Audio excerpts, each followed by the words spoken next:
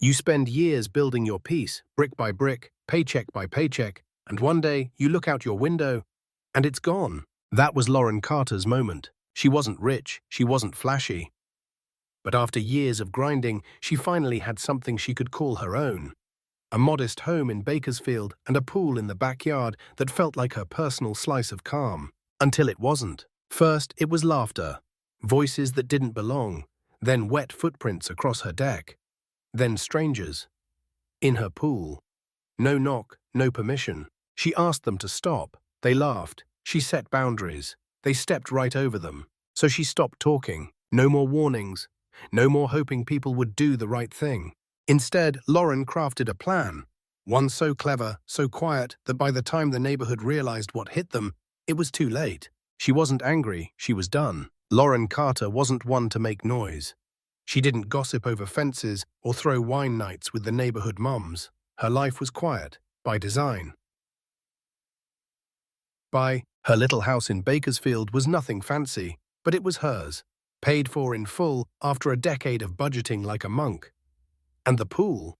That was her one indulgence, perfectly maintained, wrapped in trees and silence, a slice of peace no one else had earned, until the signs started. First, it was a half-empty bottle of orange soda sitting on her lounge chair. Then a soggy towel flung over her fence like someone had forgotten it mid-escape. The pool water seemed a little low. A float she never used had been dragged into the deep end. She blinked, unsure. Maybe the maintenance guy? Maybe a mistake? But then came the kids. She arrived home one Saturday to find a teenage boy drifting lazily on her inflatable flamingo. His younger sister kicked her feet in the water, chewing gum and scrolling her phone like it was just another Saturday at the public pool. "Excuse me?" Lawrence called out, her voice firmer than she expected. The boy jumped. "Oh, we're just a few houses down. We thought you weren't using it." "I wasn't, because it's mine." They left. No apology, no guilt, just that shrug, the kind that said, "Why are you making this a big deal?" Lauren told herself it was a one-time thing. It wasn't. The next weekend it happened again. Different kids, same audacity. And when she spoke to the parents, "Oh, it's just water," one mother said with a laugh. "Don't be so uptight." Uptight. That word landed like a slap. Lauren smiled politely, nodded once, then walked away. But something in her had shifted. Not rage, not yet. Just the quiet, cold ache of being completely dismissed in your own home. It was the heat that gave it away. A July afternoon in Bakersfield felt like walking through a furnace. Lauren pulled into her driveway, sweat already forming at her temples, when she noticed it, the side gate, wide open. She never left that gate unlocked. Her stomach tightened. She stepped into the backyard and froze. Her private sanctuary had been hijacked. Music blared from a Bluetooth speaker. Plastic cups floated on the surface. Lawn chairs had been dragged out and rearranged like a social club setup. A cooler, her cooler, sat open with dripping beer bottles inside. And her pool, full of people. Teenagers she didn't recognize. Grown adults with sunglasses and solo cups. One woman even had the audacity to be sunbathing like it was her weekend getaway. Then she saw her. Cheryl, 3 houses down. Never once had a real conversation with Lauren, yet now she stood waist-deep in Lauren's pool, chatting like it was her birthright. "Oh, hey, Lauren," Cheryl called out casually, raising her drink. "Hope you don't mind. We figured with the heat, you wouldn't want it to go to waste." "Mind?" Lauren's jaw locked. She walked forward, voice low, steady. "Every one of you, out, now." Some people laughed, thinking she was joking. Someone snorted, "Geez, take a chill pill." Lauren didn't flinch. She walked to the speaker and unplugged it. Then she went to the pool pump and killed the filter. Silence. "I'm calling the police," she said, dead calm. The effect was instant. Towels were yanked, footsteps scrambled, a beer bottle tipped, rolled and spilled. Within 2 minutes they were gone, except Cheryl, who lingered with an eye roll. "You don't have to be so uptight," she muttered. "It's just a pool." Lauren didn't reply. She closed the gate, locked it, and stood there, still, unmoving. For the first time, not confused, not unsure, just done. Lauren didn't scream. She didn't post angry rants or confront people at HOA meetings. She simply opened her laptop and started planning. If they weren't going to respect her words, maybe they'd respect something else. Fear. She began with the basics. Industrial-grade locks, double deadbolts for the gate and the pool equipment box. No more chances. Then she found it. A harmless pool dye used in public facilities, invisible in normal conditions, until someone pees in the water. Then, it lights up in a horrifying burst of bright green, impossible to ignore. Next, messaging. She wasn't just protecting her pool, she was building mythology. She designed a sign, bold, clinical, threatening in just the right way. Warning, pool chemically treated. Unauthorized contact may cause rash, skin discoloration, or temporary irritation. Was it true? No. Did it need to be? Not even a little. To complete the illusion, she borrowed an empty hazardous material drum from her cousin who worked pest control. Cleaned it, relabeled it, and parked it beside the filter. Let them guess. By noon the next day, her yard had transformed from a summer playground into something that looked like a CDC testing site. Then she waited. From the kitchen window, iced tea in hand, she watched as two teenage boys wandered by.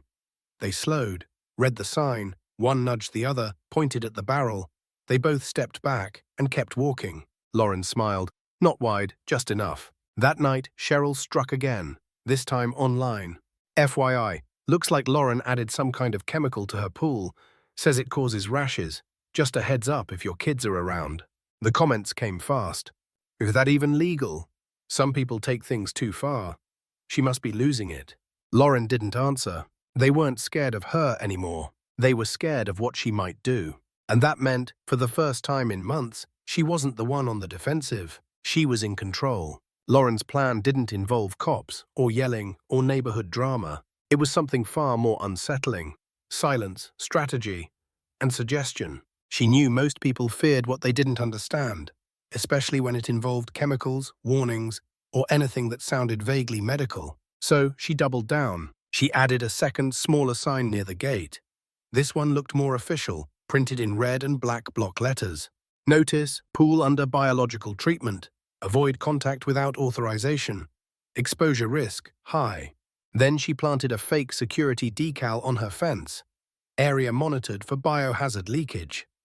It was absurd, but unsettlingly plausible, especially next to the drum and the existing warning. By now, Lauren had turned her backyard from a suburban oasis into something that looked like a controlled contamination site. She didn't stop there. She timed her movements intentionally, stepping into the backyard in gloves, holding test strips, occasionally wearing a mask and muttering while inspecting the filter.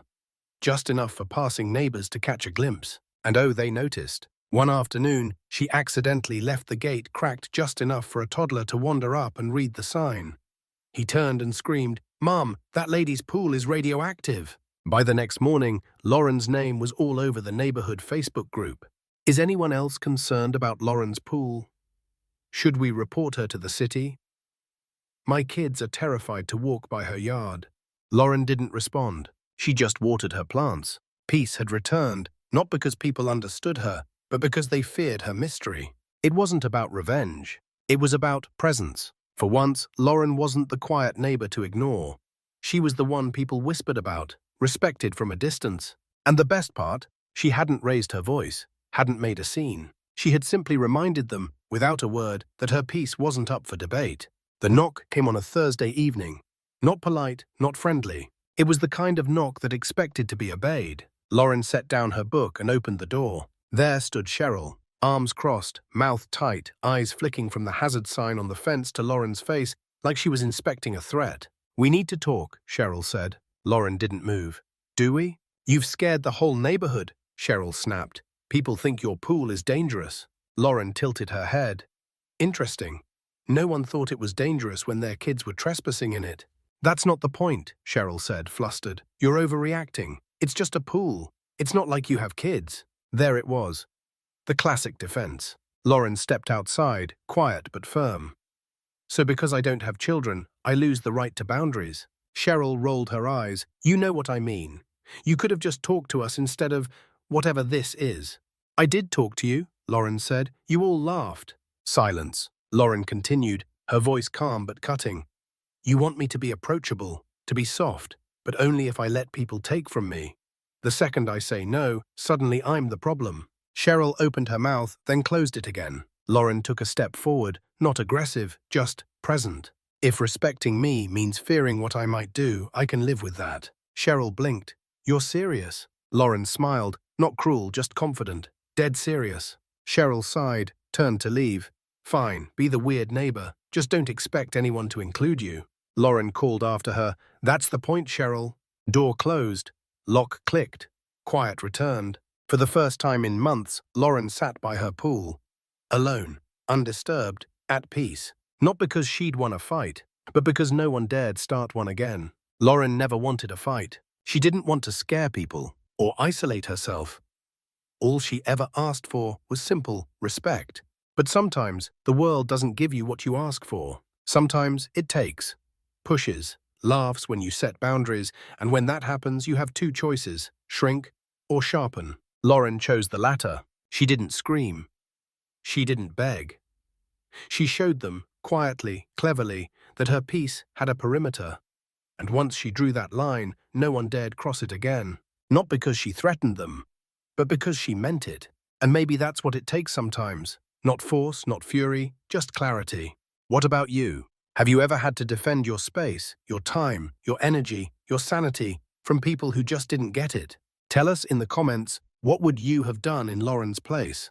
And if this story spoke to something in you, hit that like button, subscribe, and stay tuned. Because sometimes a silent boundary speaks louder than any words ever could.